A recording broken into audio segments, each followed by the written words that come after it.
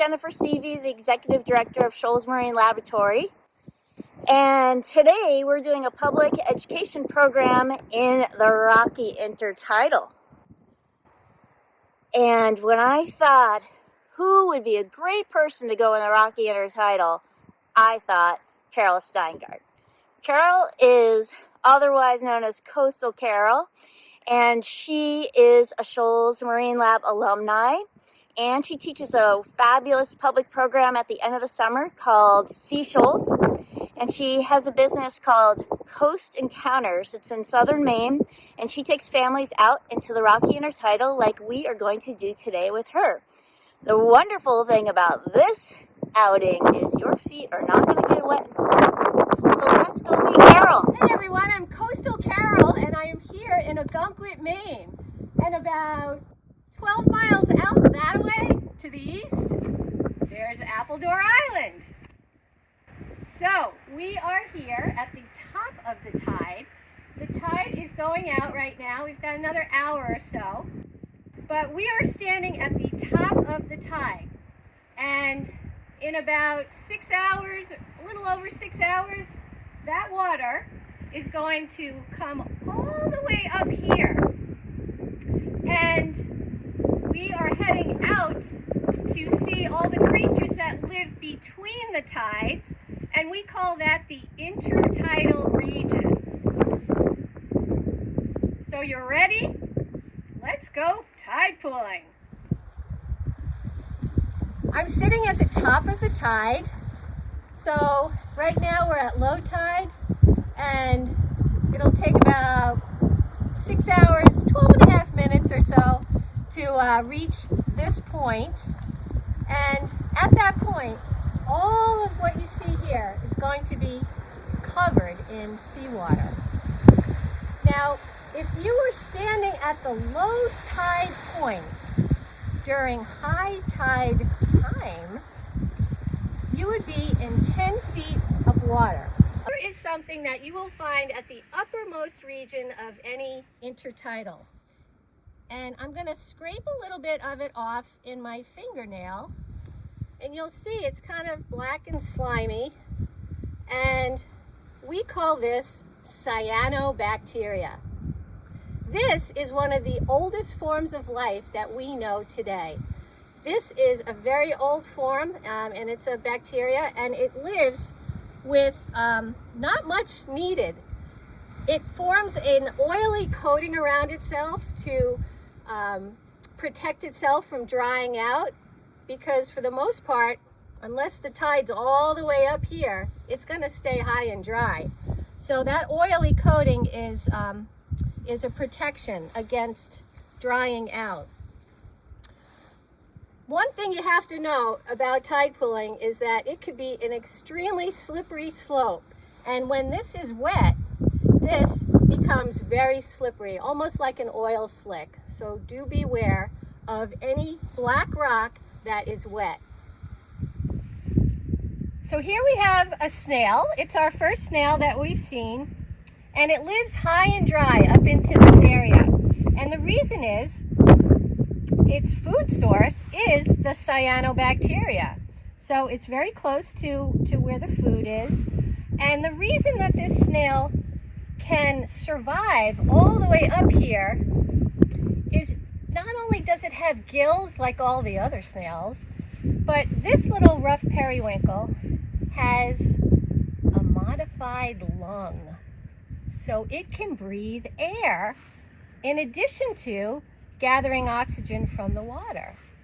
So that's an amazing adaptation or survival skill that this little snail has.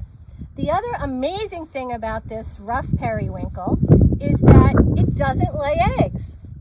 So how does it reproduce? Well, this snail has, envision a fanny pack, a little pack inside itself called the brood sac. And it has all of its babies inside of its little sac, inside its body. And when it's time to pop them out, they come out with shells already on them, raring to go. And the reason is because it's living so high and dry up here that if this little snail had eggs attached to a rock or something, the eggs would just dry out. So having a shell as a protective device on them when they're born prevents them from drying out, and they can survive until adulthood. So that is a very cool snail called the rough periwinkle. So here we have our first algae, and algae is just another name for seaweed. And algae comes in 3 different colors: greens, browns, and reds. Obviously, this is the green. And this we call maiden's hair algae because it kind of looks really soft and hair-like, and it's really quite delicate. So one of the things that makes it survive so well in these tide pools, remember we're still very high up in the tide pools, is they have little flotation devices in them. There's little bubbles on the inside of the frond, and I'll see if I can come over and show you, because these are built-in flotation devices. So nestled in amongst this maiden's hair algae, there's a lot of creatures that like to live here. Think of it as like a little underwater rainforest. Oh, I just see something. Hold on. Let me see if I can grab it. Oh, I did. All right, let me put some water in. We have a little scud. S-C-U-D, scud. Also called amphipod. And see, he's a little side swimming shrimpy-like thing. And I'll put him in my hand, and show you that his body is shaped like you flattened it from side to side. It's as if you took this little shrimp and you squished him side to side, and he's flat, and he swims like a little sea, like that. Scuds are scavengers. They're just going to eat what little bits of plant material are on the bottom of the tide pool, and they're going to scurry around and look for all kinds of little bits of food.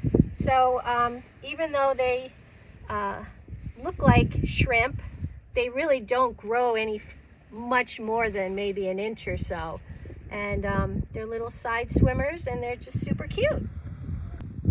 So another organism that holds really tightly onto the rocks, like the mussels, are what we call the barnacles. And barnacles are generally whitish gray. They live in colonies or little apartment complexes. And each individual one of these is an individual barnacle. And a couple of really cool things about them: they're cemented on the rock when they're adults, but when they are young and being just born and then in an early juvenile state, they're swimming all over the place. It's not until they settle down as an adult that they're here for life. Another cool thing about barnacles is that when they do settle down onto a rock of their choice for the rest of their life, they cement their head to the rock. And it's their feet that come out and feed when the tide comes in twice a day. So they live upside down. One other thing that's really cool is that they can change from male to female. And depending on who their neighbor is, and if they're in a reproductive mood, that will determine if they're a male or a female. So that's kind of cool too. But the way they eat is really cute. And I've seen this happen. There's a little slit that is right at the top of what I call the volcano-shaped shell. And that slit, that little slit, opens up, and out comes these 6 pair of little feathery feet. They're not really feet, but they're like little feathers. And they do this little motion that is just sort of kind of like a combing effect. And again, they're trapping plankton from the water as it's washing over the rock. And they're collecting the plankton and bringing it in. And the movement is like this. And it's really sweet to watch them do that. And when the tide is out, like it is now, they just close up and they rest until it's time for the tide to come back in again. So the sea spaghetti is pretty much covered over in this area. And oftentimes you have opportunistic algae that like to live on top of it because it's a nice strong plant. And here you have an example of one of those seaweeds. This is called bushy tube weed, or Polysiphonia lanosa. It's a red seaweed. We haven't seen red yet, but again, it's not like Crayola red. It's definitely more of a burgundy dark red, but it always lives on the sea spaghetti. And we call a seaweed that lives on it, it's not harming it, it's just taking up residency on it. We call that an epiphyte, And so you will oftentimes see these little bushy tufts on top of the sea spaghetti, and you'll know it's just a separate algae, and it happens to be a red. Now we're going to play a little I Spy. We have smooth periwinkles amongst this sea spaghetti, and you should be able to look really closely because there are 3 of them right in front of your eyes. Does anyone see any? Now the reason it's so hard to find them is because they are masters of camouflage. Camouflage is a wonderful thing if you're living, especially in this middle intertidal region where there's a lot of predators. If you're not seen, you won't get eaten. So these wonderful little snails are looking just like those little air bladders that we saw on the sea spaghetti. So anyone want to see where they are? Okay, here we go. Here's one right here. This is called the smooth periwinkle. Here's the next one right here. Just picking them up so you can see the underside to know that indeed they are snails. This one is a little bit more yellow, and they often are the hardest to find on the yellow seaweeds. So here we have our last snail, but this snail is very different. The 3 periwinkles that we have explored were the smooth, the rough, and the common. They're all vegetarians. They eat the sea plants or the seaweed algae. And this particular one is a carnivore. This is called the dog whelk. The dog whelk or dog winkle.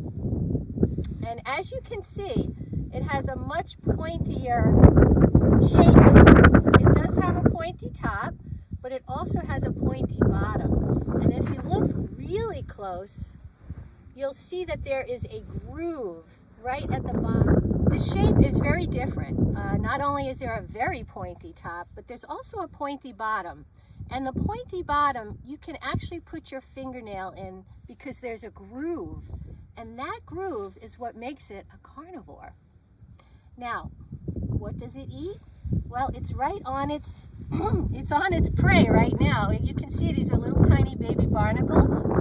It's also right close to this mussel bed right here, and that's their food source. So you may wonder, how could a snail like this get through the shell of a barnacle and even more, the shell of a mussel? Well, here's how it works. Out of this little groove comes a straw-like appendage, a little straw-like thing, flexible. And I'll take this.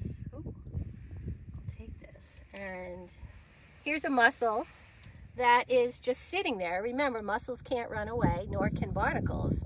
And as you know, snails are pretty slow.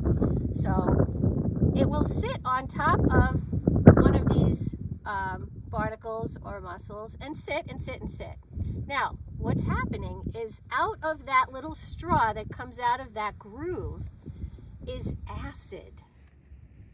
And that acid starts to bore a hole into the shell of the mussel. And it takes a while to do this, but it bores, it kind of burns, it's acid. So it burns a hole into the shell, and this particular snail also has stomach acids, and it drops like tiny little drops down onto the shell, burning it through. And when it gets through to the meat of the mussel, it continues to drop acid onto the meat of the mussel, turning that mussel into kind of a liquid mussel smoothie.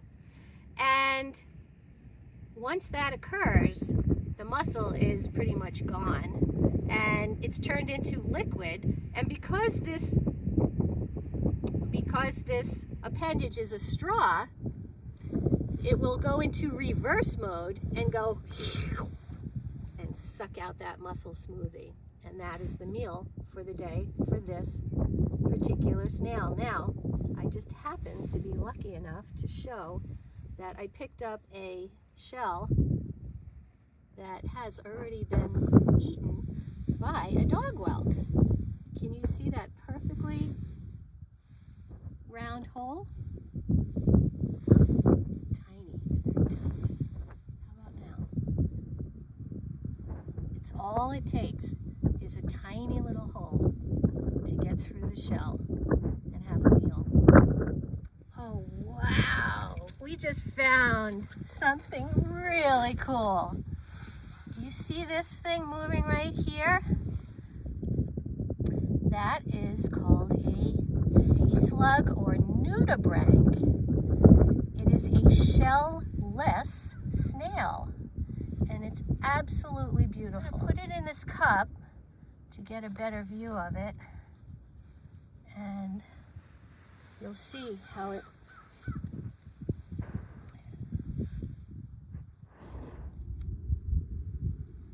So this particular sea slug is an opportunist in a different way. The sea slugs are immune. That means they're not affected when they eat the stinging cells of other creatures. And they eat a creature called a hydroid. And hydroids have stinging cells on them to protect themselves from predators. Well, the sea slug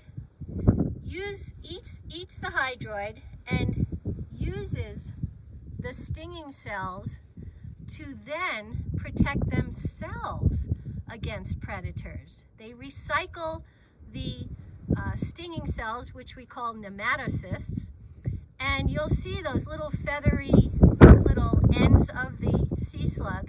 They now have recycled stinging cells from the hydroids, which they then can protect themselves from predators. And it's just an amazing reuse of materials.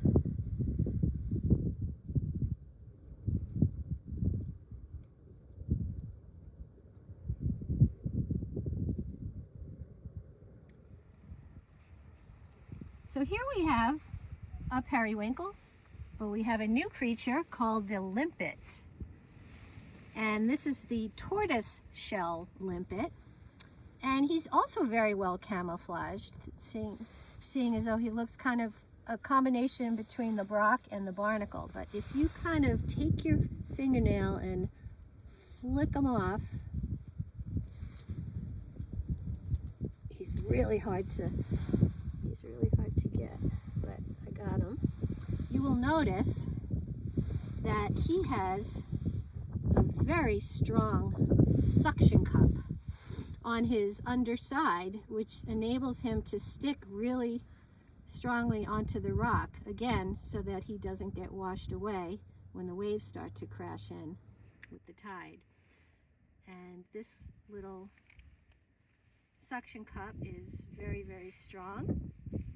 And limpets are cute because they are, they don't really go far. They just kind of go a little bit to the left, a little to the right. They don't travel very far. They stay in their home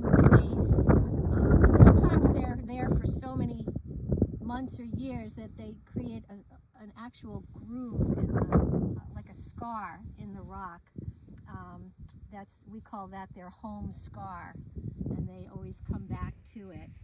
So, but as you can see, he's sticking to me. Here's another invasive seaweed. This one is a red seaweed. The dead man's fingers was green, although it looked kind of black. But here's a red. It's actually quite pretty. It's beautiful to do seaweed pressings with. If you like to do art with science, it's a beautiful one. It's called Japanese weed. Japanese weed. So obviously, where's it from? Japan. And it's very prevalent along our beaches in southern Maine here. Mostly because the holdfast, remember that's that portion of the base of the plant that has the sticking power to stick onto rocks. It's a very weak holdfast. So it doesn't take much for the waves to just rip it right off and wash it out to wash it on shore to the beach. So you find a lot of these species, a lot of this species along the beaches, especially in York and Ogunquit here. And it's called Japanese weed. Here's another kelp. It's very delicate. It's called Alaria or winged kelp. And it has a midrib. Look at it really closely. It has like a stem, like a midrib, stem right in the middle of it. And it's very delicate. And it's edible.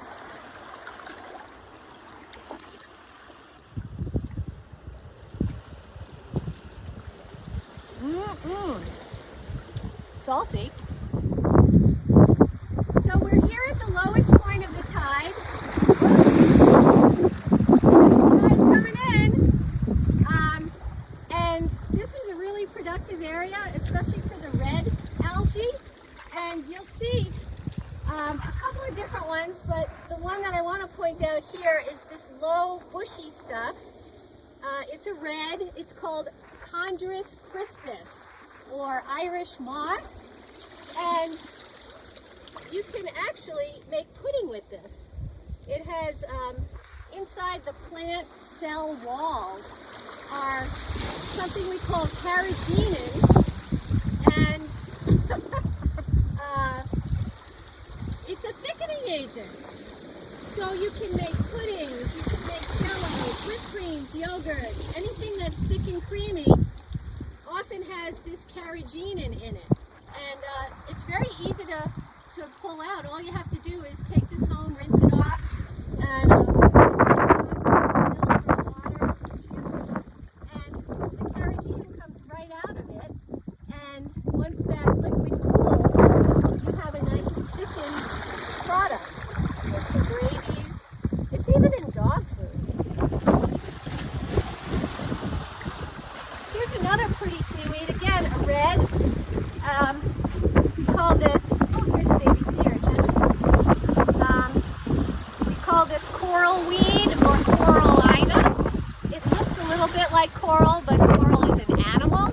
This is obviously not. This is a seaweed, but it's pink, and it's actually got little joints, like your finger has joints. So if you look under a microscope, instead of it being wavy like the sea spaghetti, these have joints that help it to move and bend as the sea crashes on the rocks where it lives, and so it doesn't break. Corallina. Well, we've come to the end of the tide, and it's been really fun to explore the rocks with you. I hope you saw how amazing the diversity of creatures there are right here under your feet. And next time you go to the shore and you see just a whole mess of seaweed, you can say, there's a whole world underneath, quietly living under the rocks and the seaweed. And I encourage you to explore yourselves. So enjoy, and I hope you learned something. Hey Jen, where are you? Oh, hey, Where are you? I don't see you. I'm over here at Coastal, Carol. Oh, there you are. I'm doing the usual, looking around in the tide pool. Well, I think we've seen a lot today, but you never know what you're going to find. It's so much fun doing this virtual shoals with you today. I had a blast. Thank you. My pleasure. Let's do it again sometime. That'd be great. See you next time. All right, bye. Bye.